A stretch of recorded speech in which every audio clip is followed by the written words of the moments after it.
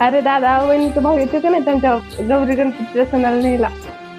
कोण तिला कुत्रे येते तेव्हा त्यांच्याच घरचे जे खायचे वांदे पाहून विचार तिला जायचंय का नाही. काय करताय वहिनी? सगळ्या बायका गेल्या त्यांच्या माहेरी गौरी गणपतीच्या सणाला, तुम्ही किती जाणार आहे? जायचं तर आहे पण माझ्या भावालाच आहे ना भरपूर कामं असतात, त्याच्यामुळे जाणं होतंय का नाही तेच मला सांगता यायचं नाही. हॅलो हॅलो, हा बोल ना ताई. दादा पितोय का नाही आता? लय पिऊन धिंगाणा करतोय दादा. अगं तिकडे यायचं म्हटलं की दादा कसं दारू पिऊन धिंगाणा, आणि इकडं सगळेजण विचारतायत कधी जाणार आहेस म्हणून. आता काय करू तेच काय नाही. तू तिथंच बरीच, आम्हाला तिथं नको नको झालंय. का ग केलता तुझ्या बहिणीला फोन करणार होता तुझा भाऊ नाही आला? त्याच्या मग कामाचं खूप त्रास होईल.